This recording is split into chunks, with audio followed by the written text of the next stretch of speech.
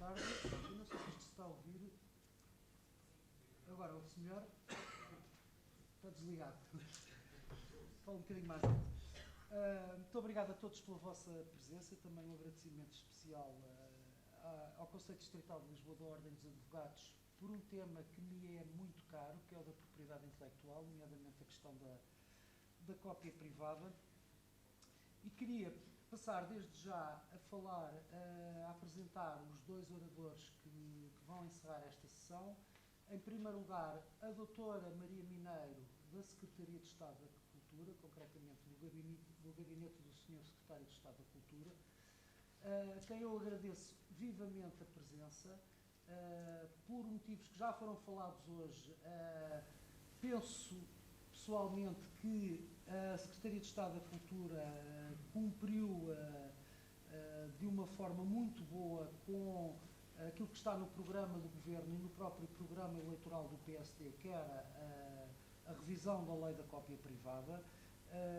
A Assembleia da República aprovou uma lei, o Presidente da República votou, já se falou disto hoje bastantes vezes, e, portanto, é de louvar a presença e a disponibilidade quer da Secretaria de Estado da Cultura, quer da doutora Maria Mineiro, a quem eu passo de imediato a palavra para falar do que eu tenho sobre este tema. Muito obrigado, senhor.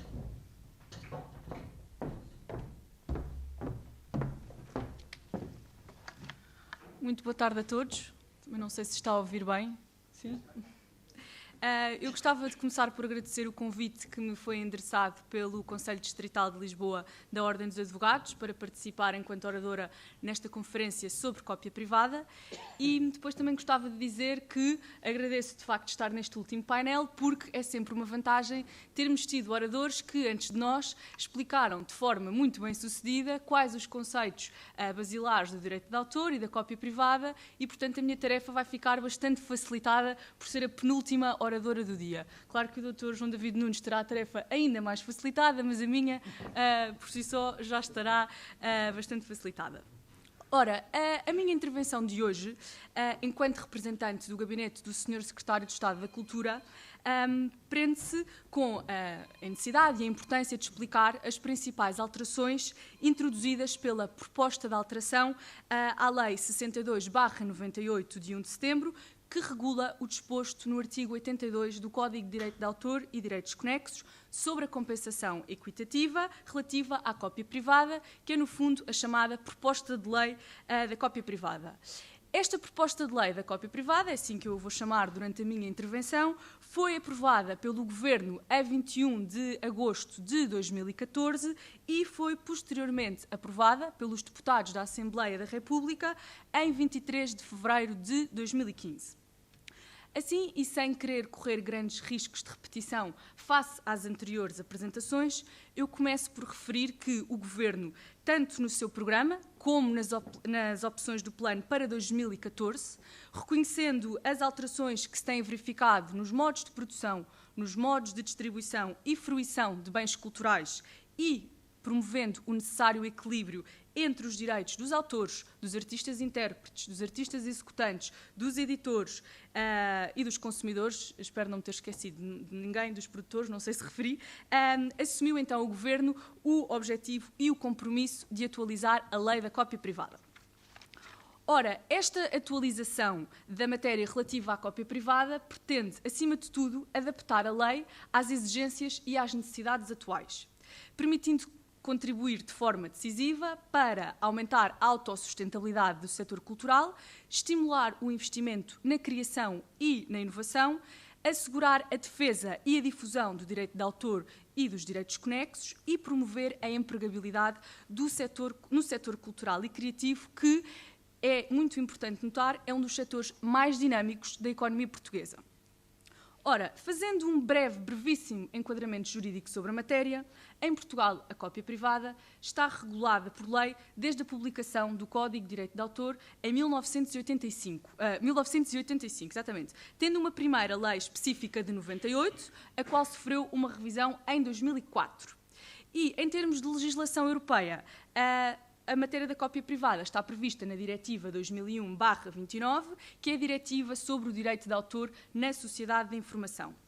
Assim, e para explicar a noção de cópia privada, convém ter presente que a utilização de um bem, seja qual for esse bem, e a utilização de um bem por terceiros, implica sempre a autorização do seu proprietário. Ora, nesse sentido, a cópia privada vai consagrar uma exceção a essa mesma regra, permitindo a cópia e permitindo também o armazenamento de obras protegidas por direito de autor e por direitos conexos, sem que haja a necessidade de autorização prévia do criador ou do artista. E desde que seja feita para fins exclusivamente privados. Ora, esta utilização que vai ser feita vai compreender uma compensação equitativa, sendo que esta compensação está ela própria prevista na Diretiva 2001 sobre o direito de autor na sociedade de informação e tem o objetivo de contribuir para a salvaguarda dos titulares de direitos pela cópia privada realizada. Agora, quanto às principais alterações que surgem nesta proposta de lei, que foi aprovada pelo Governo e pela Assembleia da República, repito, gostaria de chamar a atenção para os seguintes pontos.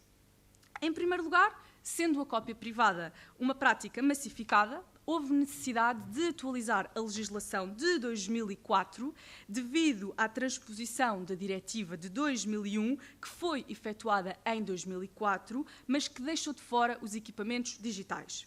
Ora, o que é que acontece então desde 2004? Acontece que, até aos dias de hoje, os utilizadores acabam por beneficiar de uma exceção que lhes permite efetuar cópias de obras sem que os titulares de direitos recebam a respectiva compensação relativa à cópia em equipamentos digitais. Este é o primeiro ponto. Assim sendo, uma das principais inovações da proposta de lei prende-se com a atualização da tabela da compensação equitativa. Portanto, esta é das mais faladas vertentes desta proposta de lei da cópia privada. E, portanto, o que é que foi feito nesta tabela? Por um lado, foram atualizados os valores dos aparelhos já existentes, que eram e são as cassetes, os CDs e os DVDs, que, no fundo, acabam por ser equipamentos que, do ponto de vista prático, têm pouca expressão, acabam por ser equipamentos que já não são muito consumidos em Portugal. E, ao mesmo tempo, a tabela acaba por introduzir novos equipamentos e suportes. Por exemplo, são introduzidos aparelhos e dispositivos de reprodução, como as impressoras e como os scanners. Quanto a suportes e dispositivos de armazenamento, são introduzidas as memórias USB, que são as chamadas PENs. Também são introduzidos cartões de memória. Temos os discos rígidos integrados em aparelhos com funções de cópia de música ou vídeos, que são os chamados gravadores de DVD. Depois temos ainda os discos rígidos integrados em aparelhos que asseguram uma interface entre o sinal de televisão e o televisor, que são as chamadas boxes da TV Cabo. Ainda os discos rígidos integrados em computadores, discos rígidos integrados em aparelhos dedicados à reprodução e armazenamento de música, como é o caso dos leitores MP3. Temos também os discos rígidos integrados nos telefones móveis, que é o caso dos smartphones, e porque permitem o armazenamento de obras musicais e obras audiovisuais. E, por último, temos ainda os discos rígidos integrados nos tablets, visto que os mesmos também permitem o armazenamento de obras musicais e de obras audiovisuais. Ora, relativamente à tabela propriamente dita, as tarifas são criadas em função do tipo de produto e da sua capacidade de armazenamento. E, portanto, o principal critério que existe é o possível prejuízo que existe para os titulares de direitos resultante do ato da fixação das obras. E, nesse sentido, a definição de montantes obedeceu a 3 princípios que eu gostaria de vos elencar. O primeiro princípio é o princípio da proporcionalidade face à capacidade de armazenamento e à adequação face às utilizações típicas dos diversos equipamentos e suportes, designadamente no que concerne à maior ou menor utilização para reprodução e armazenamento de obras. Ou seja, vou pegar num exemplo prático da tabela. Se nós olharmos para um equipamento como o leitor de MP3, a sua função única ou a sua função essencial passa por armazenar e ouvir obras musicais, razão pela qual este equipamento vai ter um montante ou um montante mais elevado da tabela, uma vez que a sua única função é essencialmente essa. Mas se nós pegarmos noutro exemplo da tabela e olharmos, por exemplo, para os discos rígidos que estão integrados em computadores, nós sabemos que um disco rígido é utilizado também para outro tipo de funções que não a do armazenamento e reprodução de obras, como, por exemplo, já foi falado, na colocação de fotografias pessoais, vídeos pessoais, poemas, e-mails, seja o que for, que não tenha de ver necessariamente com música. E por essa mesma razão, música ou outras obras protegidas. E por essa mesma razão, o montante de compensação equitativa vai ser um montante bastante inferior aos dos outros equipamentos. Depois, o segundo princípio que foi tido em conta na realização desta tabela prende-se com o enquadramento e com a contextualização com as tarifas praticadas nos restantes países que adotaram até agora a exceção da cópia privada, nomeadamente face aos países da União Europeia. E para isso contamos com um relatório, que é o relatório produzido pela Organização Mundial da Propriedade Intelectual, que elenca os 32 países, com exceção da cópia privada, dentro dos quais, salvo erro, 22 são países da União Europeia, e onde nós podemos verificar e consultar exatamente qual o sistema existente em cada um desses países, quais os equipamentos que são taxados e qual o valor de cada um desses equipamentos. E verificamos que, em Portugal, temos valores que estão muito aquém, muito abaixo dos outros países da União Europeia e dos outros países que têm a exceção da cópia privada. E depois, o terceiro princípio que também foi tido em conta prende-se com a racionalidade da tarifa face ao preço de venda ao público do equipamento, com especial atenção para a conjuntura económico-social atualmente vivida em Portugal, o que acabou por justificar um desagravamento das tarifas no âmbito da atual proposta e também acabou por justificar a introdução de tetos máximos para os equipamentos e suportes. Tetos máximos esses que são de 7,5 € ou de 15 €, consoante o equipamento. E, pegando no exemplo, queria agora dar-vos alguns exemplos muito práticos para que possamos perceber a realidade associada a cada um destes montantes. E, portanto, um smartphone com 128 GB de memória, que é, no fundo, um equipamento topo de gama, que eu não sei se alguém que aqui está presente tem ou não. Eu, por exemplo, não tenho, porque considero que não é de todo um equipamento típico, e que o preço de venda ao público ronda os 800 a 1.000 €. Este equipamento é o único que irá atingir o limite máximo dos 15 € para os tablets, e desde que haja uma imputação de 100% do valor no consumidor final. Mas se nós pegarmos noutro equipamento, que também ele é bastante popular, como é o caso de um iPhone 6, que, pegando numa capacidade de 16 GB, nós verificamos que, havendo um preço de 699 €, a compensação será de 1,92 € mais IVA. Portanto, se eu tiver um iPhone 6, vou pagar 699 € pelo equipamento, mais 2,36 €, desde que o preço me seja 100%, ou desde que este montante de compensação equitativa me seja 100% imputado no valor final. Podemos olhar para dois outros exemplos de equipamentos típicos. Por exemplo, um tablet com uma capacidade de memória de 16 GB também vai ter um valor de 1,92 € sobre o preço. E um computador ou um disco externo com 1 TB de capacidade terá um valor de 4 € de montante de compensação equitativa. Ora, analisados estes três princípios que estiveram presentes na fixação dos montantes, gostaria de sublinhar dois pormenores importantes. O primeiro é que, de facto, o montante de compensação equitativa não tem de ser necessariamente repercutido no consumidor, visto que os devedores da compensação equitativa são os fabricantes e são os importadores de equipamentos e não o consumidor final. E, por outro lado, um pormenor importante é o facto de a proposta de lei criar uma obrigação de revisão da tabela de 2 em 2 anos, o que significa que, a partir do momento em que o diploma entre em vigor, a tabela terá de ser revista de 2 em 2 anos, o que permitirá ter em conta a evolução tecnológica e, eventualmente, retirar equipamentos que se tenham tornado obsoletos, acrescentar novos equipamentos, ajustar montantes de compensação equitativa. Creio que este é, de facto, um pormenor importante. E, portanto, o raciocínio que foi seguido e que foi aplicado no desenho da tabela de compensação equitativa permite, assim, obter um valor compensatório mínimo, mas que garante o cumprimento não só da lei, como da Diretiva de 2001, com montantes relativamente reduzidos e que permitem causar um impacto mínimo junto do consumidor. Agora, outra alteração que é bastante relevante nesta proposta de lei da cópia privada prende-se com o alargamento do quadro das isenções que estão atualmente vigentes. E, portanto, está previsto isentar da aplicação de tarifas, a partir de agora, não só os casos que já existiam na anterior lei, mas também equipamentos e suportes que sejam manifestamente utilizados no conjunto de atividades profissionais ligadas a atividades de fotógrafo, de designer, de arquiteto, de engenheiro, etc.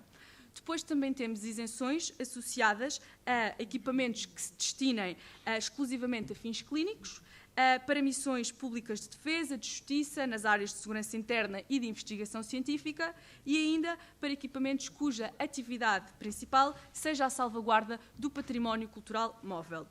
Assim, se alguém, uma pessoa singular ou uma pessoa coletiva, preencher alguma das isenções, o que vai acontecer é que vai se dirigir à entidade de gestão coletiva que efetua a cobrança, a gestão e a distribuição dos montantes e vai pedir que seja emitida uma declaração de isenção, a qual depois será apresentada no ato de compra do equipamento.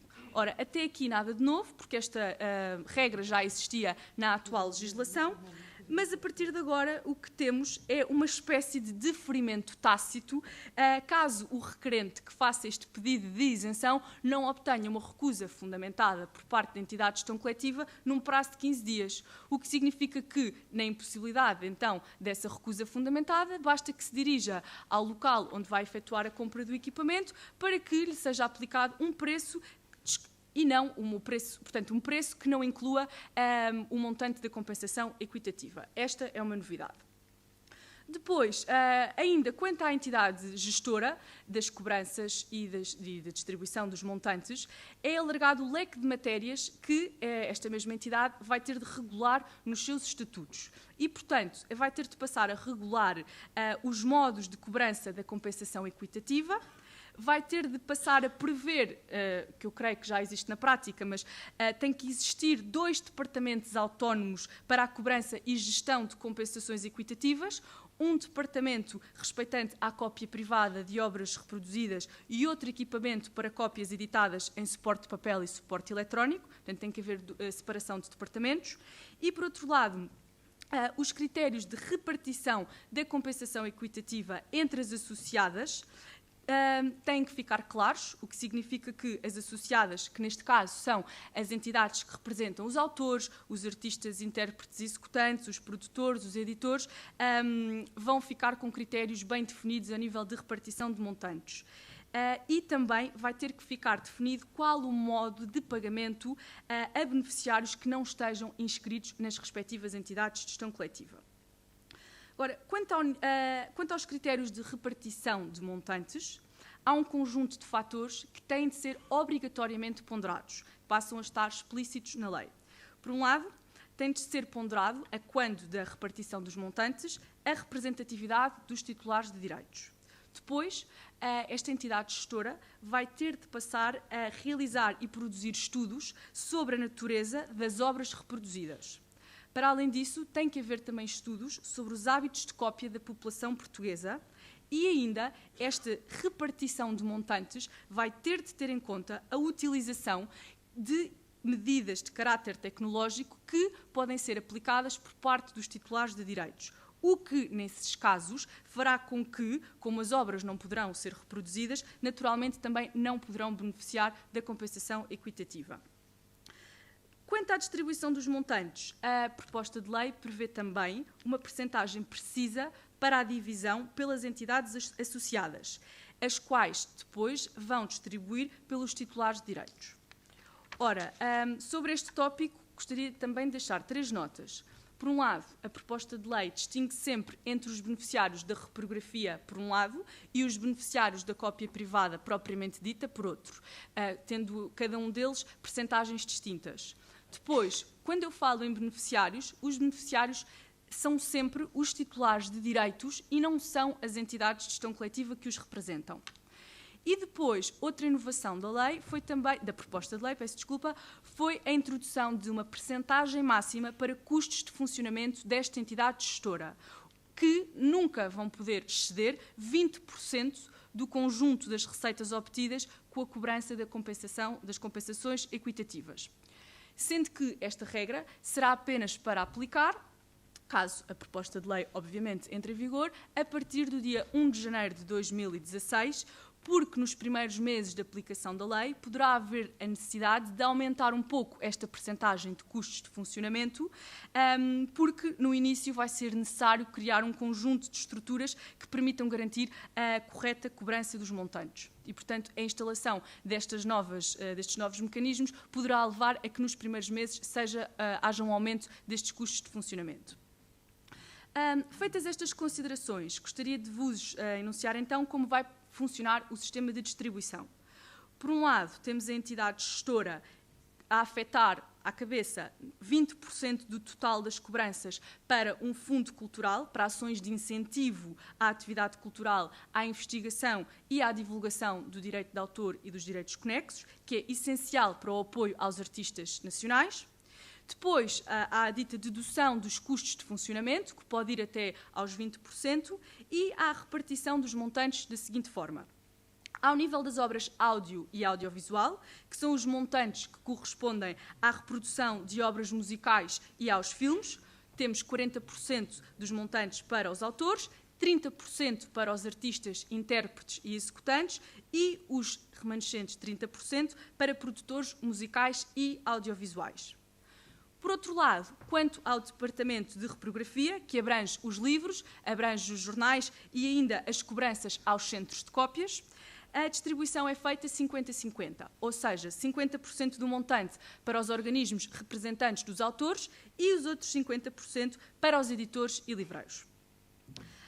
Relembro ainda que estes estudos que terão de passar a ser efetuados pela entidade gestora vão permitir uma distribuição interna dos montantes pelos titulares de forma eficaz, de forma transparente, e esses estudos terão em conta, nomeadamente, os direitos de emissão das rádios nacionais e locais, as vendas que são feitas de CDs e DVDs, bem como a exploração digital das obras e ainda as ditas estatísticas que vão ser feitas sobre os hábitos de cópia da população portuguesa. E estes são apenas alguns exemplos.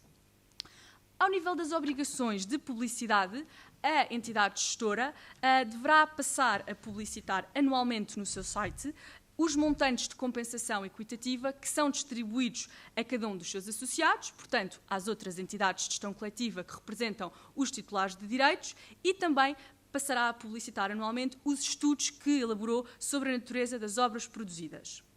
Por sua vez, os associados, as ditas entidades de gestão coletiva, deverão publicar, também elas, anualmente no seu site, um montante total que é distribuído aos beneficiários, bem como os critérios que foram utilizados nesta mesma distribuição. Portanto, creio que, conforme acabámos de ver, a proposta de lei não se limita apenas a fazer a tão famigerada atualização da tabela da compensação equitativa e também do alargamento que é feito ao leque de isenções que atualmente existia, como também acaba por trazer consigo um importante leque de obrigações destinadas à entidade de gestão coletiva que gera a compensação equitativa. E, relativamente a isto, gostaria de dizer que não é só esta proposta de lei que alarga o leque de obrigações das entidades de gestão coletiva, uma vez que estas mesmas obrigações, e mais algumas, estão também elas plasmadas na Lei das Entidades de Gestão Coletiva, que é uma lei muito recente, é a Lei 26/2015, que foi publicada no passado dia 14 de abril. E esta lei acaba por permitir uma maior transparência, não discriminação, equidade, rigor e publicidade no relacionamento entre as entidades de gestão coletiva e os utilizadores de obras protegidas. Outro ponto relevante da proposta de lei prende-se com a criação de uma norma sobre a contribuição para o desenvolvimento da atividade cultural. Ou seja, caso as cobranças das quantias sejam superiores a 15 milhões de euros anuais, o montante superior a esse valor irá constituir uma receita própria do Fundo de Fomento Cultural e esse montante será aplicado no financiamento de programas de incentivo à promoção de atividades culturais, tendo como prioridade o investimento em novos talentos. Gostaria, por último, de mencionar que, ao longo de todo o processo, foram realizadas um conjunto de consultas às associações, nomeadamente às associações de direitos de consumidores e às entidades que representam os titulares de direitos, com vista a um debate alargado e a uma ponderação dos vários pontos de vista existentes. E termino a minha intervenção referindo que esta proposta de lei, depois do trabalho de consensualização que foi elaborado e depois da articulação que realiza com esta nova lei das entidades de gestão coletiva, permite, de facto, reduzir o dano efetivo que os criadores estão neste momento a sofrer por força da disseminação massiva das suas obras. Assim, muito importante é o facto desta proposta de lei se destinar, acima de tudo, a assegurar a liberdade dos consumidores em reproduzir obras protegidas, a remunerar de forma adequada e célere os criadores pelas obras protegidas e pela utilização do seu trabalho e ainda a apoiar o investimento na criação de novas obras e na competitividade do nosso país. Portanto, eu agradeço a todos o facto de terem estado com tanta paciência a ouvir esta visita guiada que foi feita pela nova proposta de lei da cópia privada. Espero ter contribuído de forma útil para esclarecer algumas das questões que surgem, que têm vindo a surgir sobre esta matéria, e agradeço mais uma vez o convite que foi feito ao Gabinete do Secretário de Estado da Cultura para poder participar nesta conferência. Muito obrigada.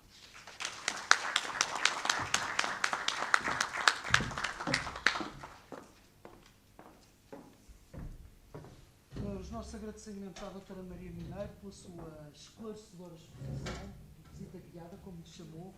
Esse foi um contributo extremamente útil para a nossa sessão de trabalho de hoje. O orador que se segue é uma pessoa que, embora dispense apresentações, eu não dispenso de as fazer. O João David Nunes é uma pessoa subejamente conhecida da rádio, da história do cinema anunciado em Portugal e, ultimamente, também pelo seu trabalho desenvolvido na Sociedade Portuguesa de Autores e, sobretudo, na AGECOP. E, portanto, é o representante da SPA na direção da AGECOP, que é a Associação de Gestão da Cópia Privada. E não dispenso esta apresentação porque o João David Nunes, a partir do primeiro momento que telefonei, mostrou-se imediatamente disponível para vir aqui. Eu devo referir que o João David Nunes não é formado em Direito e, portanto, é um ato de voluntarismo que eu não posso deixar de sublinhar. E passo a palavra, João. Muito obrigado.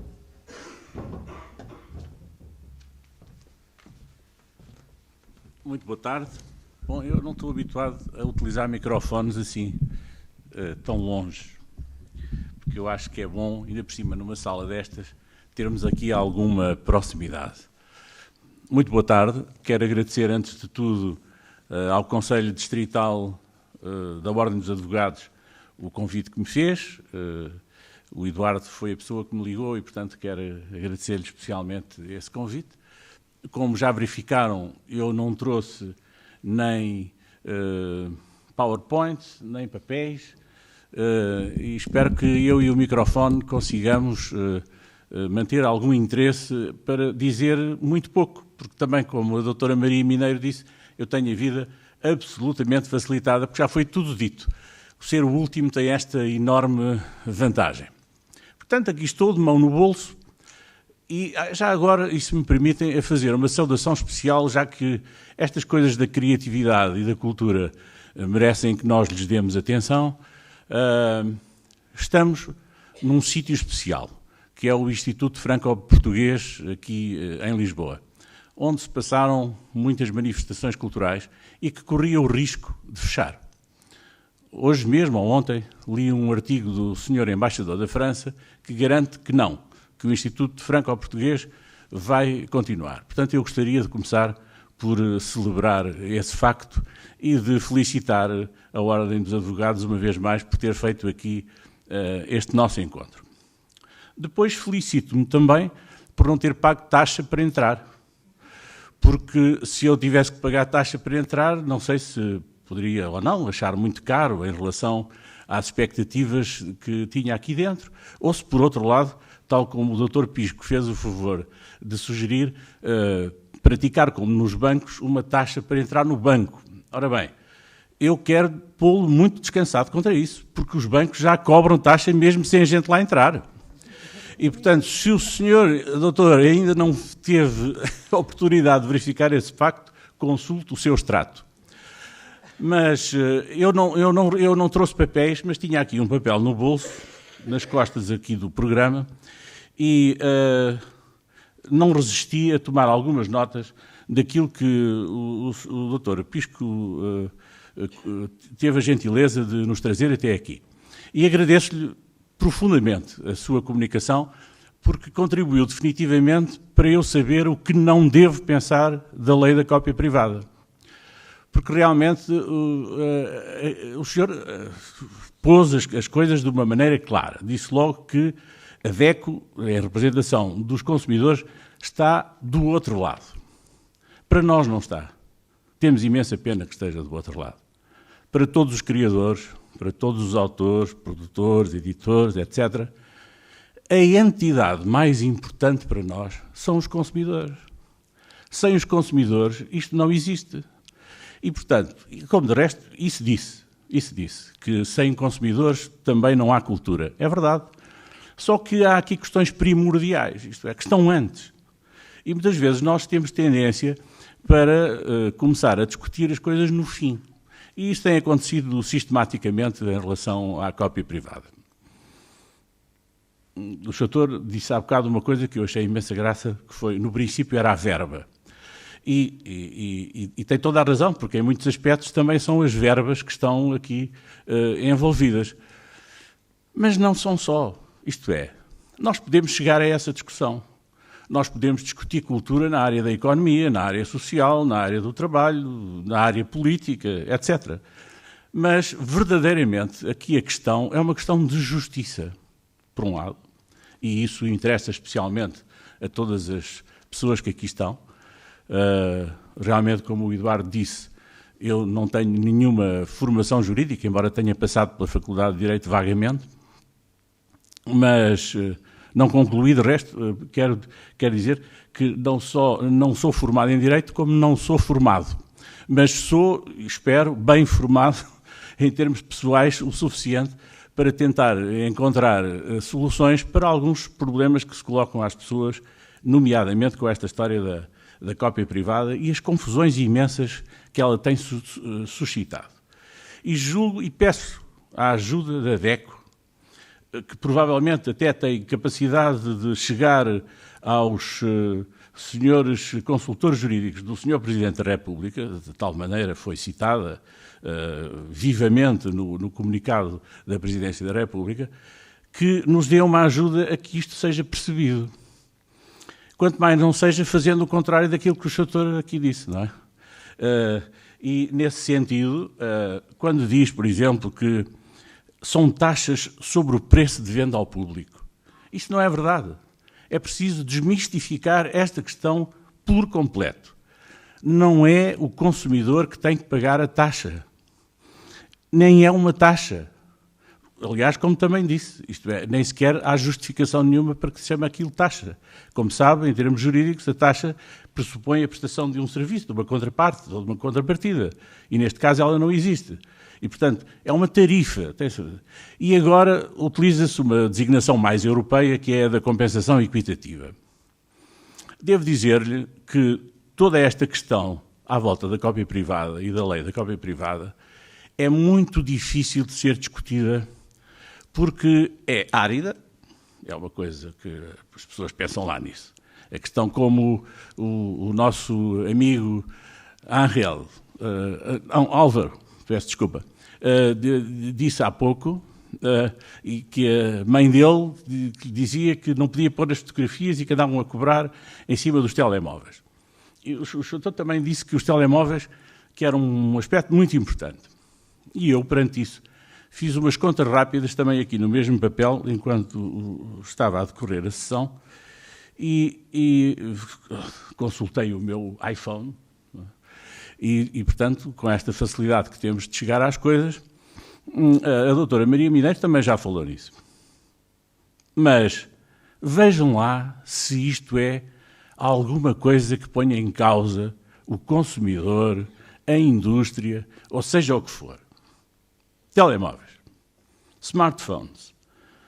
O tal iPhone 6, já se falou, de 64 GB, custa 780 €, pagará ou pagaria uma taxa de 7,68 € ou seja, não chega a 1%, mais propriamente 0,98% do valor da venda. E não é o consumidor que tem que pagar isto. Eu não estou à espera que as Vodafones da vida vão fazer que aquilo vai passar a custar 788 euros, e se calhar em 99 cêntimos. Não é? E porquê? Porque é ridículo. E é que é preciso que as pessoas tenham noção de uma coisa. Aliás, uma coisa que eu estranho é que os consumidores nunca põem em causa a questão essencial. E a questão essencial é porque é que raio um telefone que custa 80, 100 euros a ser construído, como é o caso deste, é vendido por 800. Porquê? Eu nunca vi nenhuma associação de consumidor levantar essa questão. Como também nunca vi levantar a questão, pelo menos que eu tenha conhecimento, pode ser que tenha acontecido, em outras ações que são completamente aceites. Não sei se já repararam nos vossos recibos da água. Eu, no outro dia, por acaso, fui olhar para aquilo e cheguei à conclusão que pagava 60% do valor que lá estava em taxas que não tinham nada a ver com a água. O consumo da água representava 40%. Ora bem, nós estamos aqui a falar em coisas que andam à volta de 1%. Outro exemplo, o Samsung Galaxy S6 Edge, que é a última grande novidade, custa 830 euros, números redondos, e paga 3,84 euros de taxa, que significa 0,46%. Portanto, a argumentação que aqui expendeu, a mim, enquanto consumidor, deixam-me com alguma perplexidade, porque, na verdade, estava a construir um esquema de defesa da indústria que vive à custa dos conteúdos que são criados por uma série de autores e criadores, os mais diversos, já foram aqui todos referidos, e que, ao longo destes anos todos, tem passado incólume a receber o que muito bem entende, a praticar os preços que muito bem entende, sem nunca ninguém pôr isto em causa. E agora, que aparece aqui 0,98% ou 0,46%, ou, como aqui num outro, no Sony Xperia é 0,34%, que é um telemóvel que custa 140 euros e que pagaria, neste caso, 0,48 euros, ou seja, 48 cêntimos. E depois, às vezes, as pessoas não têm muita noção também dos valores que estão envolvidos. Por exemplo, em termos europeus.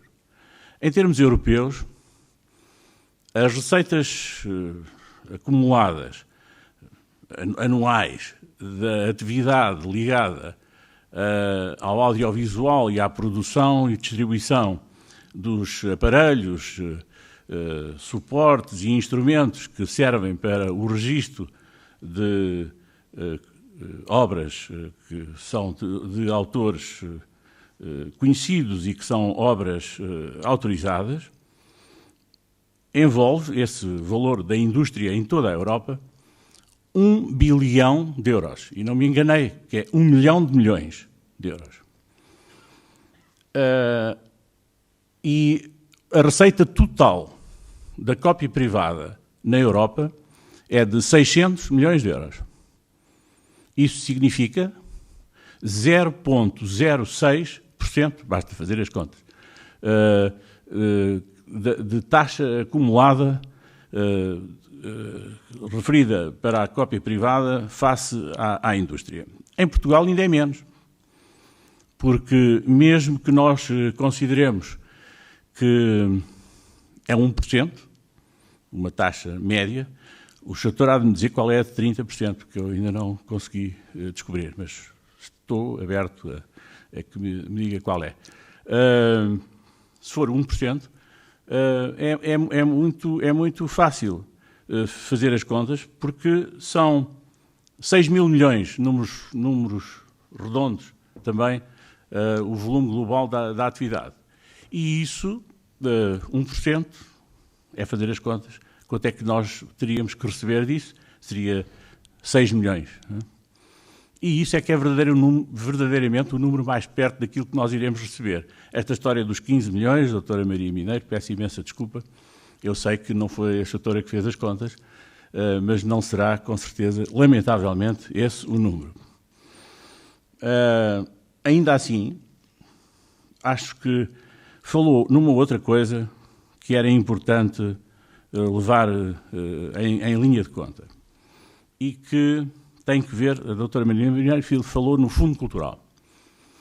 O Fundo Cultural é um dos aspectos mais importantes da lei da cópia privada, porque é através do Fundo Cultural que tem sido possível, por exemplo, a nível da Sociedade Portuguesa de Autores, que é um caso que eu conheço bem, nos últimos anos foram apoiados cerca de 140 projetos novos que não teriam nenhuma hipótese de editar discos, de publicar livros, de fazer peças de teatro, de fazer documentários. Ainda no outro dia, por acaso, estava a ver a televisão e estava a passar um documentário sobre o Cotinelli Telmo, que tinha sido feito às expensas do Fundo Cultural.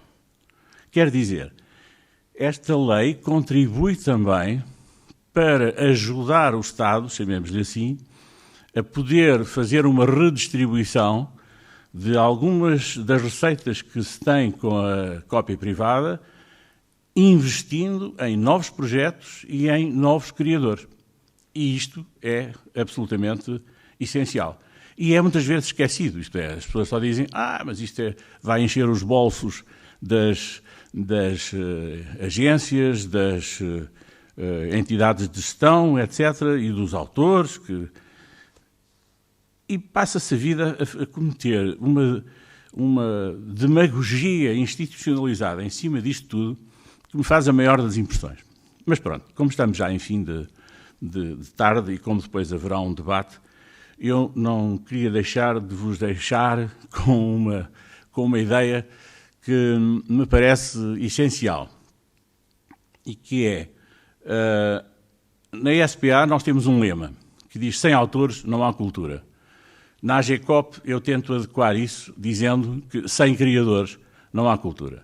E a AGCOP e a cópia privada é não apenas para autores, como já aqui foi dito, é para artistas, para autores, para produtores, para editores, para meios de comunicação social, que são entidades, todas elas, que contribuem definitivamente para uma das atividades económicas, e então, se quisermos, podemos ir a esses números, para uma das atividades económicas que são relevantes no nosso país. Num estudo feito pelo Dr. Augusto Mateus, aqui há uns anos atrás, chegou-se à conclusão que a atividade da indústria criativa em Portugal anda à volta dos 4 mil milhões de euros e que contribui com 2,8% de valor acrescentado bruto para o PIB, o que ultrapassa coisas como a indústria do vestuário ou a indústria da alimentação. E às vezes as pessoas esquecem-se destes pequenos pormenores, isto é, para além disso, e porquê é que é o valor acrescentado bruto nesta dimensão? Porque os autores e criadores portugueses criam a partir das suas próprias capacidades. Não têm que importar uma data de coisas, porque, por exemplo, o valor acrescentado final da Galp, que é o maior exportador e mais não sei o quê, mas verdadeiramente o que fica cá é 4% do valor de investimento inicial. E estas coisas também precisam de ser vistas. Por isso, a lei da cópia privada, que é preciso dizê-lo, a AGCOP entende que deve ser publicada, embora não esteja completamente de acordo com ela, porque isto é muito claro desde o princípio. Não estamos, por exemplo, de acordo com uma quebra entre as propostas iniciais da lei da cópia privada e das tarifas e as que finalmente foram aprovadas, veremos o que é que acontecerá. Houve uma quebra entre 40% e 80% nessas tarifas. Portanto, houve uma adequação efetiva e a AGCOP sempre esteve interessada em ter uma posição aberta, transparente, como é nítido, basta consultar os sites das nossas diversas associações, todos eles, todas as formas como é distribuído, todo o dinheiro, etc., é bastante mais transparente do que o resto, do que muitas associações e de outras atividades que existem em Portugal. Portanto, não só não tememos o escrutínio, como o desejamos. Não só não tememos os consumidores, como queremos imenso que eles trabalhem connosco, porque finalmente são eles o nosso objetivo. E, sendo eles o nosso objetivo, não podemos nunca ser a favor da sua penalização. Isto faz-me lembrar nos tempos em que eu trabalhava mais na publicidade, e fiz parte do Conselho da Publicidade, e fiz parte do grupo que fez o primeiro Código da Publicidade, e mais não sei o quê, e a certa altura havia a ideia de que, pronto, a publicidade era uma coisa horrível. Era de tal maneira que estava no Ministério do Ambiente, porque era uma coisa poluidora, não é? E, portanto, nesse sentido, tivemos que ultrapassar essa questão e eu, a determinada altura, tive que dizer, mas nós temos que vender coisas às pessoas. Portanto, nós somos os primeiros a ter o interesse que as pessoas estejam agradavelmente em relação connosco.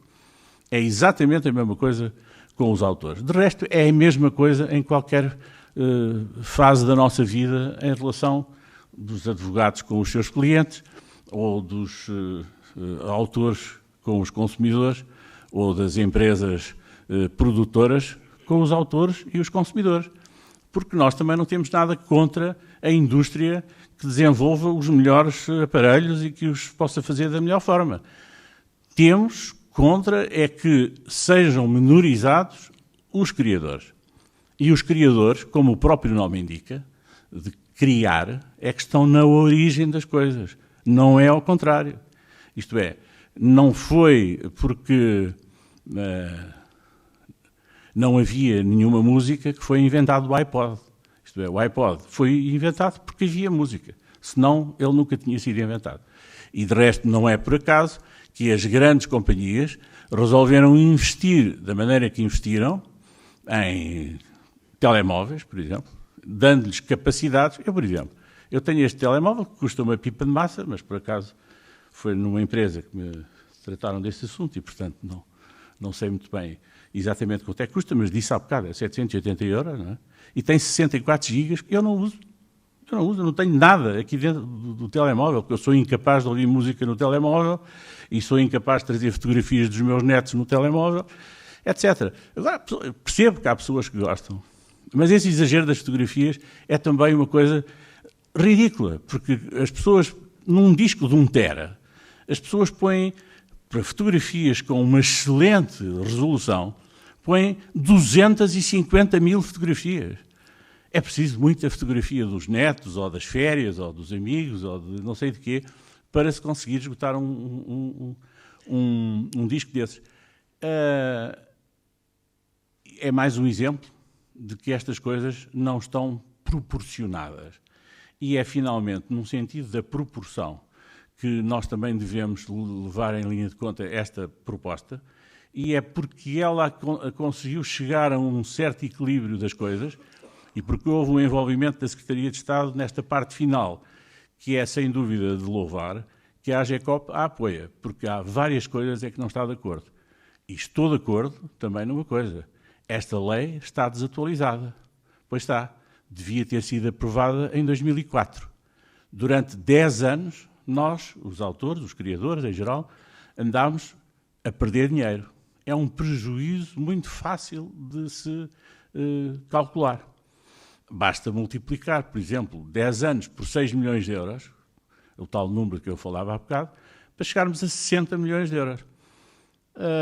Diremos, está bem, mas isso não é um estudo feito, mas qualquer Pricewaterhouse ou KPMG pode fazer um estudo qualquer sobre isso, só que depois, como todos sabemos, isto é decidido politicamente e aí a arbitrariedade também existe. Mas nós, como criadores, temos a obrigação de continuar sempre a dar a cara, sempre a aparecer, sempre a defender os nossos pontos de vista e a irmos ao diálogo, porque é nesse diálogo que nós encontraremos, com certeza, uma solução. E se por acaso foi aqui dito que esta lei é uma solução menos má, eu posso estar de acordo. Só que, lamentavelmente, isso é o que acontece em Portugal normalmente, não é?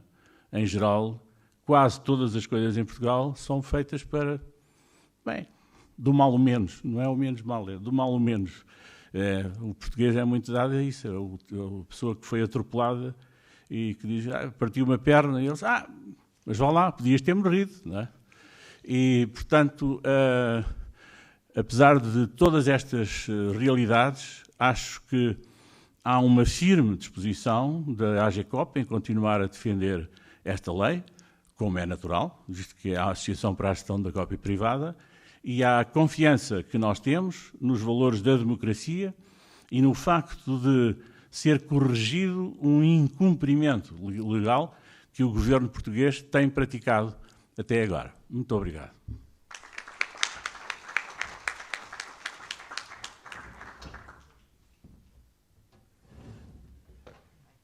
Muito obrigado ao João David Nunes pela sua apresentação.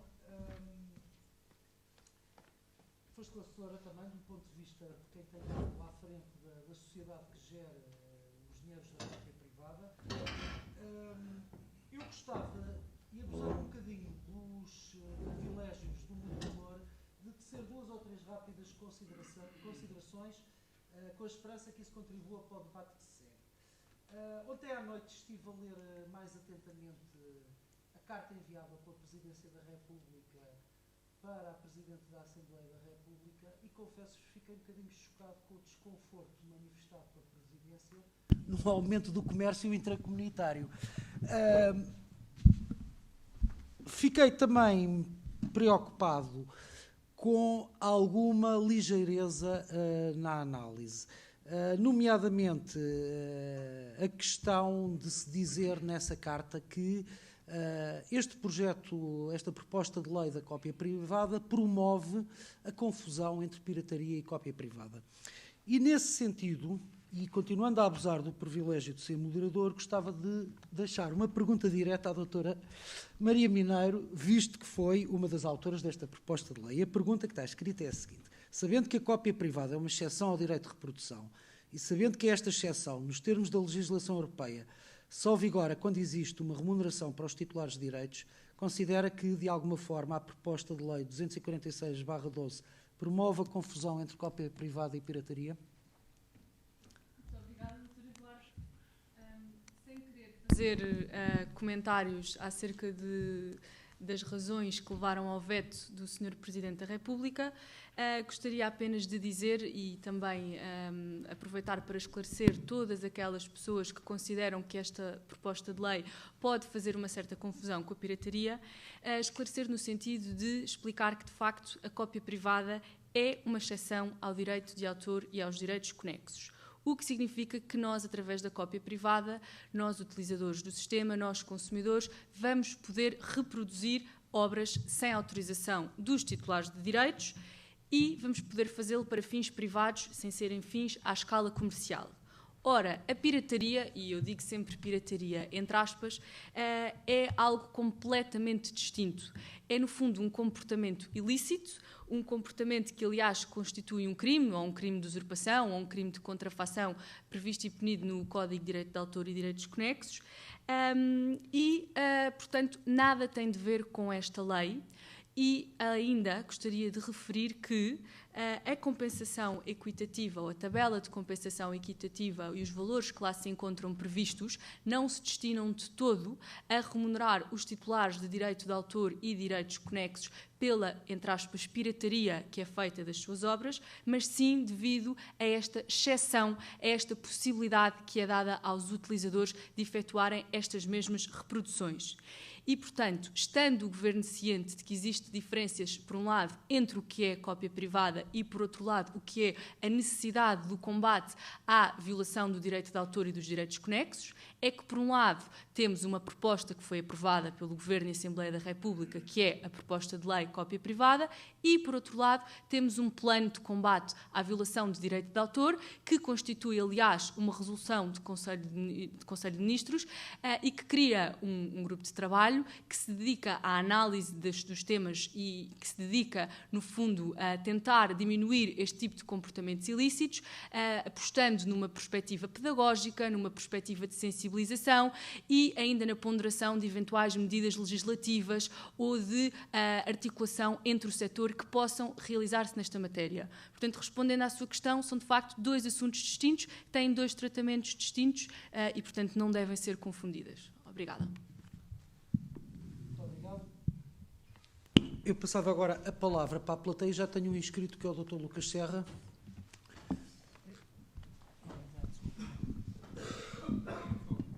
Eu ia pedir eu ia chamar os oradores da tarde, por favor, porque assim dávamos já início ao debate, porque há aqui oradores que têm que ir embora mais cedo.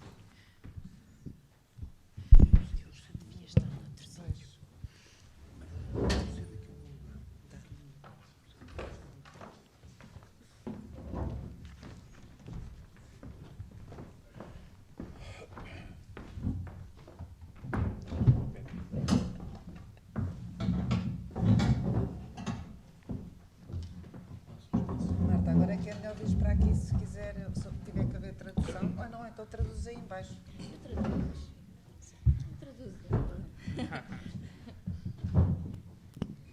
Posso? Sim. Eu vou ser muito rápido.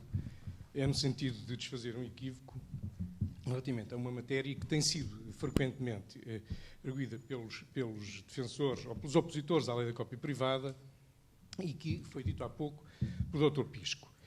E que é a mudança de paradigma, a transferência, segundo disse, da cobrança direta pelos intervenientes no espetáculo, chamemos assim, para o espetáculo propriamente dito.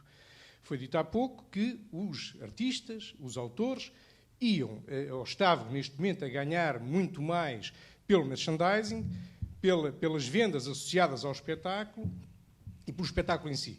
Ora bem, isso é um equívoco. Não acontece nada disso. Eu dou-vos aqui dois pequenos exemplos que todos conhecem. O Rui Veloso é autor de 50% das obras que, na maior parte delas, de 50% das obras que executa. Ora bem, os outros 50% são, maioritariamente, do Carlos T. O Carlos T não participa em espetáculo absolutamente nenhum. Que eu saiba. Portanto, aquilo que o Rui Veloso ganha do espetáculo é para ele. O Carlos T está na sombra. Se não for remunerado a título de direitos de autor, não é remunerado por mais nada. E eu, onde digo direitos de autor, estou-me a referir também às verbas compensatórias da cópia privada. Outro exemplo ainda mais gritante, Carlos do Carmo. Esse não é autor de coisíssima nenhuma, tanto quanto eu sei. Portanto, os seus autores, se não forem remunerados de outra forma, também não vão receber absolutamente nada do espetáculo. Isto é para esclarecer o Dr. Pisco, que frisou este aspecto e não acontece qualquer remuneração. É tudo. Não sei se...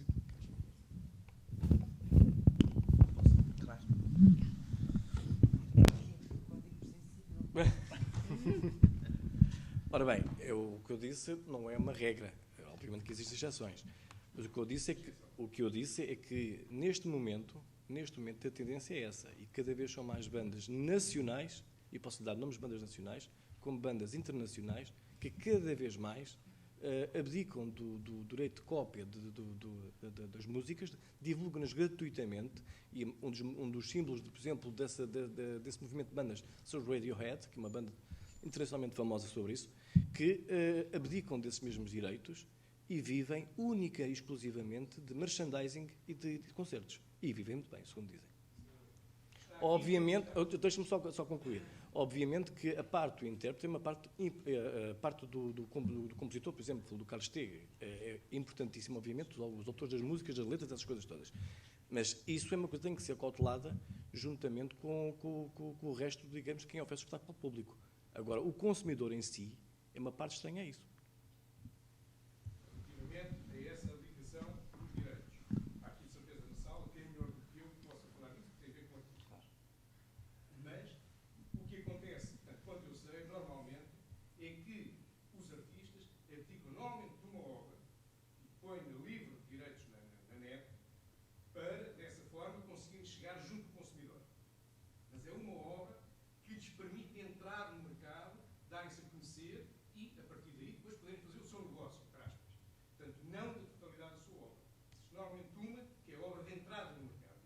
neste momento a tendência é a divulgação da totalidade da obra na internet. Eu posso também dizer alguma coisa sobre isso. Há uma tendência efetiva nesta altura que é inatacável e que tem que ver com uma realidade diferente. Isto é, houve uma mudança de paradigma na vida das pessoas. Aliás, o doutor há bocado fez esta referência quando estranhava, digamos assim, enquanto consumidor, que quando faz uma compra na net e faz um download ou utiliza uma qualquer nuvem ou faz streaming ou qualquer outra atividade desse género, que quando paga, está pago e, portanto, adeus, não tem que pagar rigorosamente mais nada. É verdade que está pago isso. Isto é, há um acordo e há contratos específicos dessas plataformas com as entidades de gestão. O iTunes já tem, o Spotify já tem, mas há outras que não têm. E o caminho é esse, isto é, que fique claro, os criadores não querem perseguir consumidores, nem querem taxar downloaders. Querem taxar e querem perseguir, quando forem piratas, todos os uploaders. Isso, claro. Porque esses é que verdadeiramente estão a cometer ou o ato ilícito ou um abuso. E, portanto, não pode, de maneira nenhuma, haver condescendência a esse nível. Em defesa do próprio consumidor, de não estar a consumir gato por lebre, como é uma tão antiga forma de chamar a estas coisas. Quanto às bandas, ainda recentemente, quando foi de um lançamento da Apple, os U2 fizeram um acordo promocional com a Apple, no sentido de fazerem o lançamento do seu disco ao mesmo tempo que era feito o lançamento da Apple. De uma coisa qualquer da Apple, já não me lembro qual era. E a verdade é que já se arrependeram, isto é, já disseram que não querem mais fazer aquilo e que não vão voltar a fazer aquele tipo de ação. Com a Madonna, exatamente a mesma coisa. E como disse o Dr. Lucas Serra, há questões promocionais que de vez em quando são utilizadas e têm todo o direito de fazer. De resto, há autores que não querem estar representados por entidades de gestão. Têm todo o direito de não estarem. E há também todos aqueles que dizem que querem pôr as coisas livremente na net. Mas depois, quando querem também pôr livremente na net, mas a seguir querem começar a cobrar. E o Dr. Lucas Serra, que durante muito tempo tem sido o responsável do gabinete jurídico daquela casa,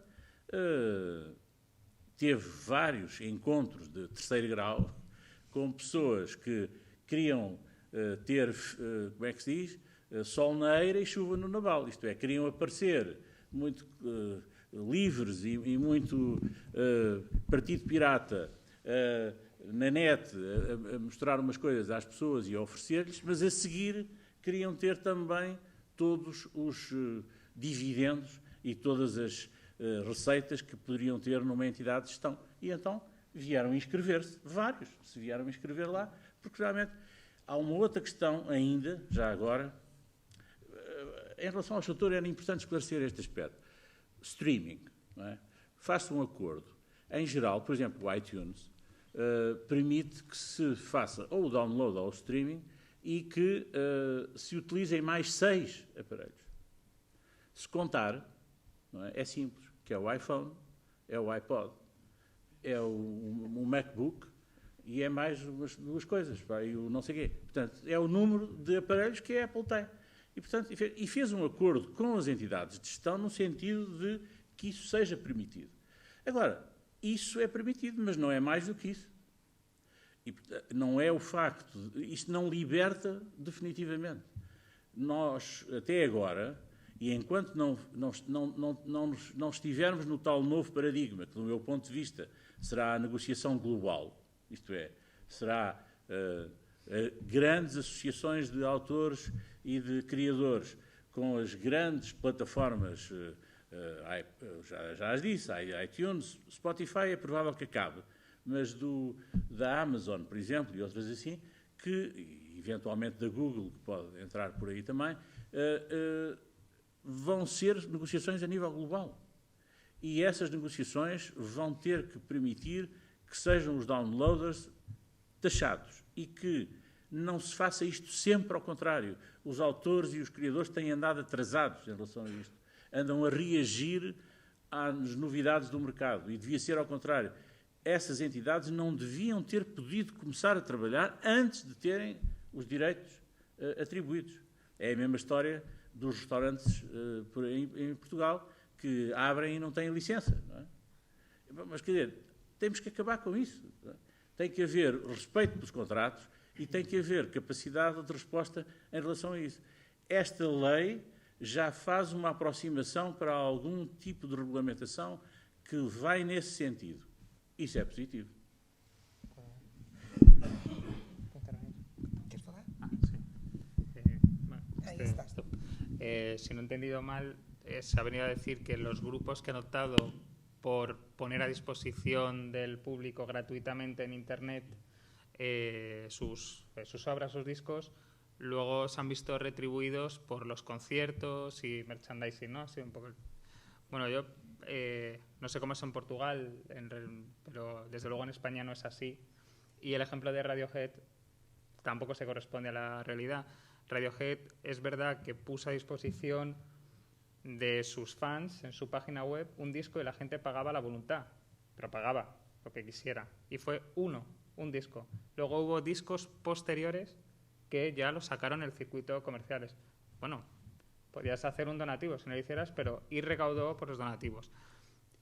Y que el merchandising al final, digamos, es un negocio auxiliar. O sea, hay artistas que, bueno, que tendrán cierta capacidad para poder vender prendas de ropa con su marca, su firma o su cara, pero la práctica totalidad de los artistas no tienen esa capacidad. Y con los conciertos sucede igual. Con los conciertos al final son rentables, los conciertos que generan y que tienen capacidad para obtener unos ingresos altos, las grandes giras, ¿no? Me viene muy a cuento el ejemplo que se ha puesto de YouTube, igual. YouTube pone gratis su disco, su último disco, Songs of Innocence, a través de iTunes, pero cobra 70 millones de euros. Es Apple la que paga, en vez de pagar los consumidores, paga, pero esa música está pagada. Y en el tema de Radiohead, Beyoncé sí que puso gratuitamente su disco o un single y no tuvo ningún tipo de retorno económico. Por lo tanto, ese tipo de modelo no dejan de ser cliché, que además solo aplican a muy pocos casos. Los músicos que crean, que ejecutan, que interpretan canciones son mucho más que 2 o 3 ejemplos de grandes estrellas que no solo venden por la música que tocan o que componen, sino por la marca, por lo que representan. Cuando yo me compro una camiseta con la lengua de los Stones, hay algo más allá de la música, no es simplemente la música, sino es algo más. Pero la música como tal tiene que ser retribuida y se retribuye a través de los derechos de explotación reconocidos en las leyes: distribución, reproducción, comunicación pública y, en el caso de la excepción por copia privada, la compensación que deben los Estados introducir si reconocen la excepción. Y, por último, yo también soy consumidor. O sea, no solo represento a los artistas, sino que consumo, pero pago por lo que consumo. Creo que es lo que debería hacer todo el mundo, no en Portugal, porque no soy nacional de Portugal, pero por lo menos en España es todo el mundo que tenga contenido, igual que lo hago yo, pues debería hacerlo. Es una costumbre igual que comprar el pan se paga. Debería ser igual. Escucho música, pago. Veo una película, pago. Como ha sido siempre. ¿No? Este não funciona. Não funciona. Eu sei, estou a acabar aqui Pronto, este... parece que sou o alvo. Reparem uma coisa, reparem que para a DECO, não sei se isso foi claro na minha intervenção, para a DECO não há qualquer tipo de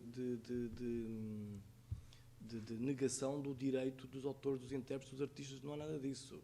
Nós apenas somos a favor da justa e equitativa remuneração, de facto, do seu trabalho e não através de uma lei que, entendemos nós, que confunde a pirataria de facto com cópia privada, uma vez que põe-se de uma forma a cobrar aparelhos características de aparelhos em função ou melhor, não em função do fim a que é dado, mas em função da reprodução e armazenagem que é feita. O exemplo que deu, por exemplo, dos 64 GB do seu telemóvel, que não utiliza sim senhora.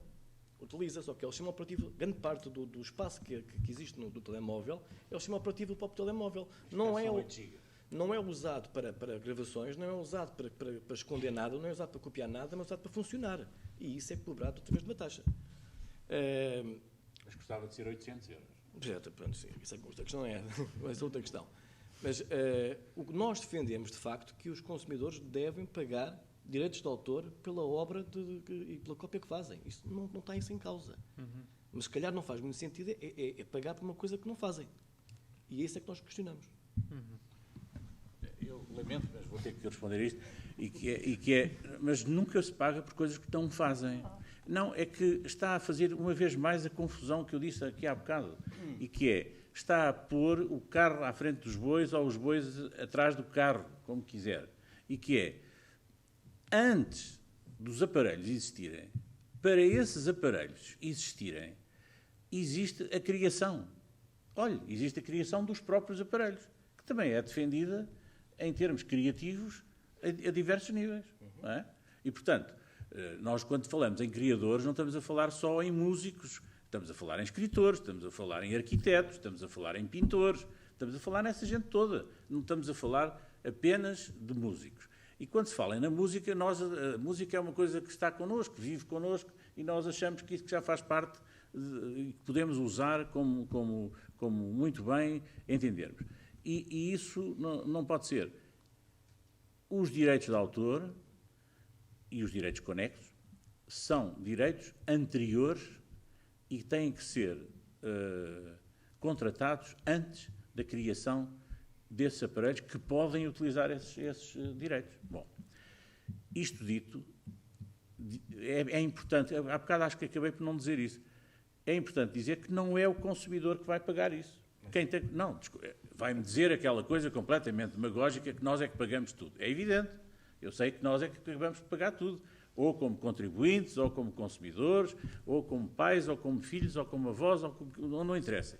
Agora, nós pagamos sempre tudo, é verdade, mas não é formalmente o consumidor que tem que pagar. Isto é na constituição do preço, antes, isto é, no fabricante, no produtor ou no distribuidor, que esta taxa é aplicável. É mesmo aplicada antes do IVA. Portanto, isto é assim em toda a Europa. E porquê é que nós também temos a mania de ser originais nas coisas que não devemos ser? Não é? É que em 27 países europeus, há 24 que têm esta legislação. E que é uma legislação que foi aceita em 2001, que hoje precisa de ser revista, é verdade, mas que é a que existe. E no nosso caso, em Portugal, estamos com 10 anos de atraso. E se estamos aqui mais não sei quanto tempo à espera, nunca mais resolvemos e acontece-nos o mesmo que está a acontecer em Espanha, que é, um destes dias aquilo fecha. E depois os senhores consumidores, dos quais eu me incluo, precisarão fazer uma coisa muito simples, que é irem comprar noutros sítios. Portanto, não é esta lei que vai fazer com que as pessoas vão aos outros países comprar, porque não é com estas taxas que uma pessoa deixa de comprar cá. É pelo facto da lei não ser aplicada é que as pessoas tenderão a ir abastecer-se do outro lado. Bem, eu só queria lembrar uma coisa, eu não tenho opinado, mas o João David Nunes disse aqui uma coisa, e é verdade que é preciso o consumidor para que o autor ganhe dinheiro. Mas há uma coisa que a nossa lei diz.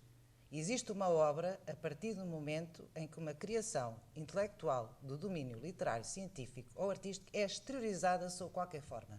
Eu posso escrever um poema, meto na minha gaveta e existe uma obra. Não foi para o consumo, mas está protegida. E como diz o João David Nunes, se calhar é melhor começar por aqui. Depois venham as taxas, venha tudo. Isto não é primeiro nasceu a galinha e depois o ovo ou o ovo e a galinha. A nossa lei é isto que diz. Há outros países que não é isto que consagram. A Espanha consagra o mesmo que nós. Desculpem, mas eu tinha que dizer isto. Agora, ali, já está há bastante tempo a fazer uma pergunta.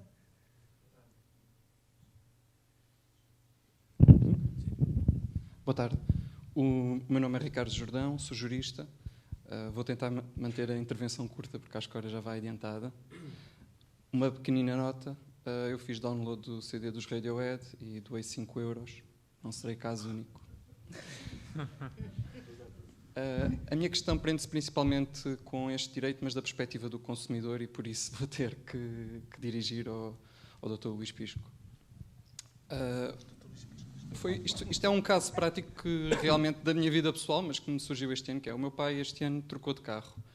E o novo carro deste permite ouvir CDs, ou tem lá uma entrada para pen e realmente dá para escutar músicas.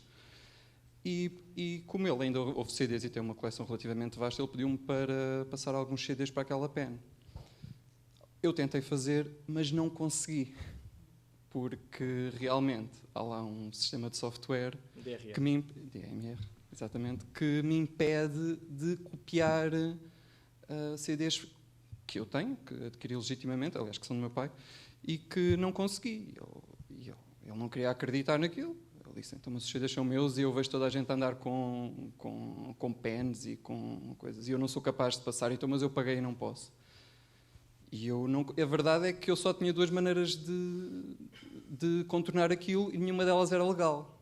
Eu disse, pai, não basta para cometer uma ilegalidade, que seria contornar o DMR, porque isso eu penso que isso ainda por cima está tipificado no Código Penal. Penso que dará a pena de prisão até 1 ano, contornar o sistema DMR. Por isso, pronto, lá depois arranjámos outra solução, mas eu não me vou incriminar para falar dela. Outro caso que surgiu foi com a filha de uma colega minha. A filha é pequenina, tem 4, 5 anos e tem um DVD que mandou vir, por acaso, de Inglaterra, que é o Frozen, que eu penso que todos os pais devem estar familiarizados por esta altura. E ela já ouviu tantas vezes que o DVD está-se quase a estragar. A verdade já está tão riscado, e a miúda tira o DVD e risca na caixa. E ela disse, isto daqui a bocado já começa a ter falhas, eu não consigo fazer uma cópia. E eu também não consegui arranjar maneira de fazer a cópia daquele DVD para ela ficar para ela. Por isso, eu acompanhei sempre a questão desde o projeto da altura do projeto de lei 118, da deputada Canavilhas, do Dr. Canavilhas, do PS, e foi sempre uma coisa que me fez alguma confusão, porque eu acredito que esta lei, mais cedo ou mais tarde, há de entrar em vigor. Isto realmente será uma questão de tempo. Mas sempre, pelo menos foi assim que eu aprendi na faculdade, normalmente associado a um direito, associado a um dever de pagar, neste caso, uma taxa, seja ela repercutida no cliente final ou fique na cadeia de valor, há de surgir consequentemente um direito. E eu percebo que realmente a lei da cópia privada resolve o problema de muitos autores e de muitas entidades de gestão coletiva. Contudo, uma parte dele há de resolver, senão não estariam a lutar tanto por ela.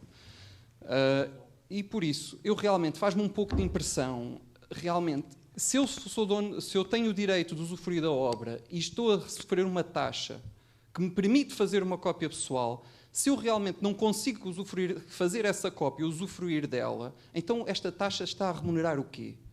Se continuamos a admitir que todos os CDs da FNAC, todos os DVDs da FNAC, têm um software que me impede de os copiar e de fazer uma cópia para mim. Eu tenho 27 anos, provavelmente eu estarei mais tecnologicamente apto a contornar estes sistemas do que a maioria da população, por exemplo, como o caso do meu pai.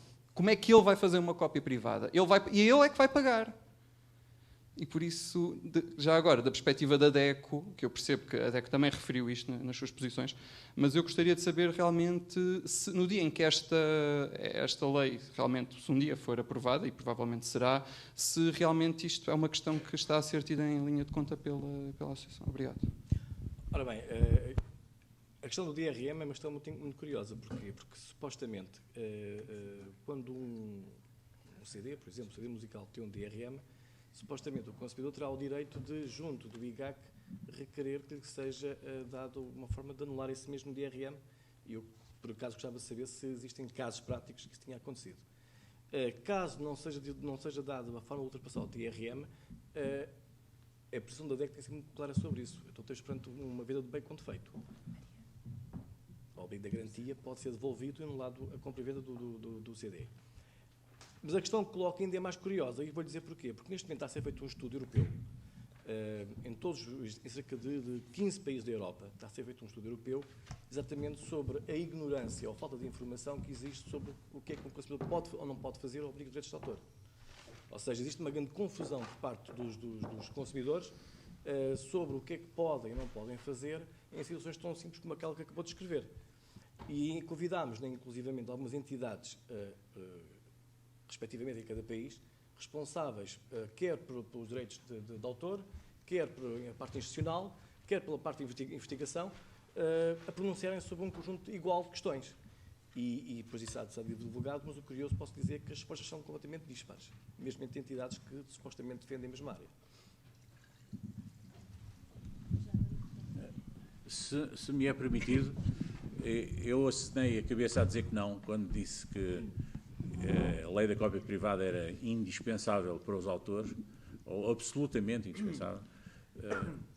É efetivamente, é importante, não é indispensável. Isto é, nós também podemos ter uma outra solução, que é não ter a exceção que existe e ser tudo proibido. E, portanto, não se pode fazer rigorosamente nada. E, portanto, transformamos, efetivamente, aí sim, tudo em pirataria. E neste sentido, é importante levar em linha de conta que, uma vez mais, a lei da cópia privada e esta exceção que foi construída já no longínquo ano de 2001, a nível europeu, permite efetivamente uma maior liberdade do consumidor. Esse esquema da DMR, é assim que se chama? DRM parece o não sei o quê do regulamento militar, havia umas coisas para quem... Mas sim, o DRM, eu vejo aqui uma pessoa na sala com enorme experiência a esse nível e a quem eu pediria que pudesse explicar o que é que raia que é essa história do DRM e se isso se pode ou não pode. Eu também já me aconteceu isso.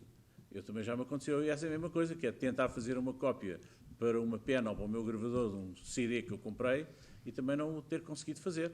Mas há, no entanto, um princípio que está inerente a essa solução da indústria e que é, quando nós compramos um CD, nós podemos ouvir esse CD e compramos essa cópia que lá está registada. Em qualquer CD vem lá escrito com grande clareza que não podem ser feitas cópias daquilo. E ao Dr. Eduardo, que é o entendido. Muito obrigado.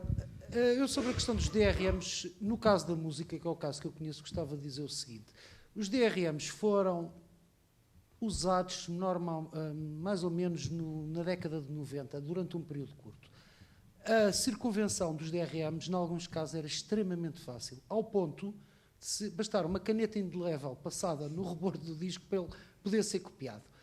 O que se passa, e foi bem referido, a legislação portuguesa prevê um mecanismo que é impossível de pôr em prática, e já vou explicar porquê, em que são dadas as chaves, a chave informática para desmontar legalmente esse DRM.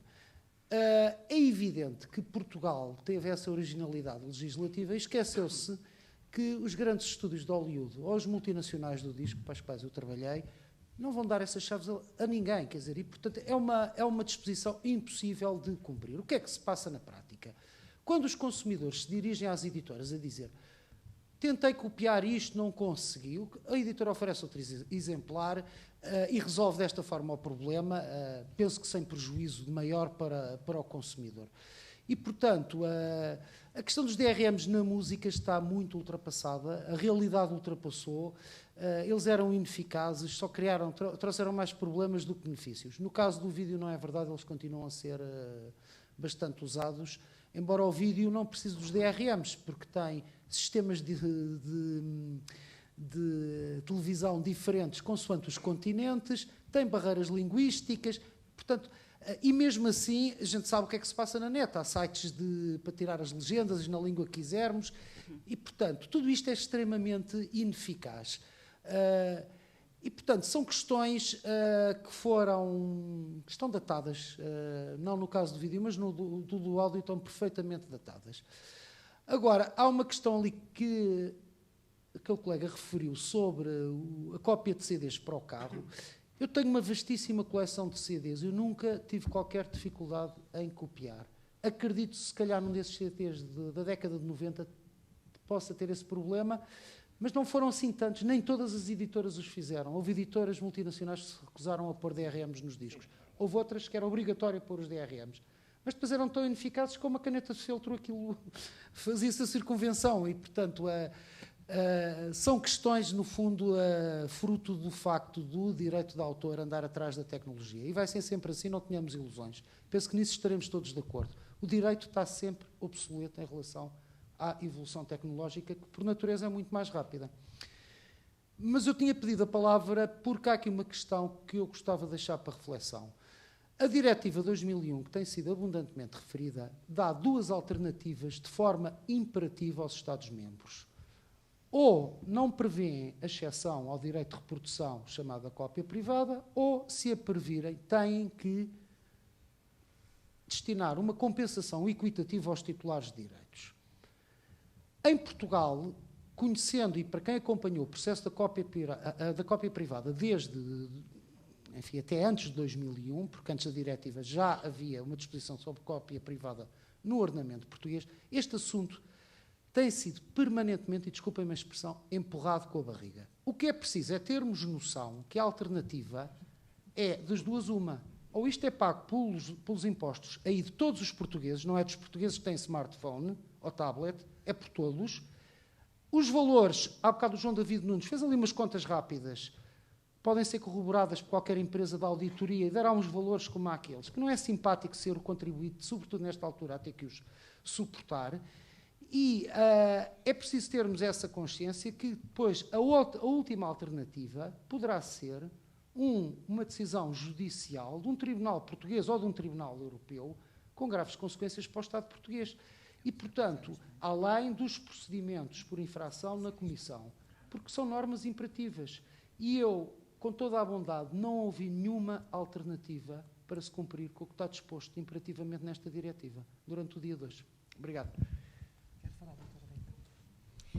Já agora, já que eu fui incumbida de trazer sempre a parte da cópia ilegal aqui para o debate, queria só fazer uma nota muito breve. Uma das razões pelas quais tem havido nas diversas áreas da cultura a DRM, a tal gestão dos direitos digitais, é precisamente por causa daqueles que fazem práticas que não são legais. Porque se as pessoas efetivamente só fizessem aquilo que pretendia fazer para o seu pai ou para a filha da amiga, nem era preciso haver DRM nenhum. Nós, por exemplo, nos livros técnicos, os consumidores não vão ter, provavelmente, a oportunidade de comprar livros técnicos de todas as editoras, até, se calhar, nem mesmo na Apple, porque todos os sistemas em que o DRM é muito generalizado e é facilmente cracável, não servem para as editoras técnicas, porque senão nós não somos mesmo minimamente compensados pelo nosso trabalho, uma vez que a pirataria é muito grande no livro técnico. E nós temos andado a estudar diversas plataformas que se calhar não são tão friendly para o utilizador final, precisamente porque nos dão mais algumas garantias de proteção. Ora, se efetivamente os consumidores, onde eu também me incluo, tivessem sempre o respeito por tudo o que está por trás da criação intelectual, aí não era preciso DRM para ninguém, convivíamos todos mais saudavelmente e, portanto, realmente o DRM, que às vezes vem complicar a nossa vida como consumidor, é necessário por causa daqueles que prevaricam e, portanto, paga o justo pelo pecador, como sempre, infelizmente. Temos ali a doutora. Mais uma vez, meu nome é Angélica Burr. Em relação a acabar com a exceção da cópia privada, é algo que nem é impensável, não é? Porque, no fundo, todos nós vamos à prisão, porque fazemos cópias todos os dias ou passamos qualquer coisa aos nossos filhos, aos nossos amigos e etc. Seríamos potencialmente criminosos e não sei se logisticamente seria possível. Portanto, se multiplicarmos isso a nível global, no Brasil ou na Alemanha, não havia capacidade logística de colocar tantas pessoas na prisão. Portanto, acabar com a cópia privada seria um tiro no pé, é mesmo assim. Por outro lado, apesar de as pessoas não ter havido, pronto, o senhor doutor antes no primeiro painel tinha dito que a flat rate cultural não seria viável. Penso eu que por causa mesmo desta controvérsia da compensação equitativa, deveríamos pensar um bocadinho melhor nesta outra possibilidade, porque estaríamos a pagar por algo que realmente consumimos, ao contrário do que acontece no caso da compensação equitativa.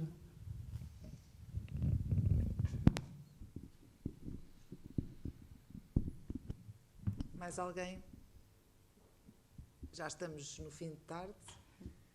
Bem, em nome do Conselho Distrital, agradeço muito a presença de todas as pessoas, sobretudo as que se mantêm até ao fim, que são sempre as mais corajosas. Acho que foi interessantíssimo. Acho que os oradores trouxeram todos um contributo fantástico. Não é todos os dias, peço desculpa, mas há conferências a que já fui, que saí de lá um pouco mais enriquecida. Hoje sinto-me extremamente enriquecida. Tenho que louvar, apesar de tudo, a posição aqui do doutor, porque era a mais controversa e, portanto, também é preciso ter coragem e aceitar estes convites e defender a sua dama com o discernimento que o fez. Porque acho que, atualmente, no nosso país, muitas vezes as pessoas coíbem-se de ir a determinados sítios, defender as suas posições e depois não há debate. E eu sou pelo debate. E acho que foi muito bom. Muito bom.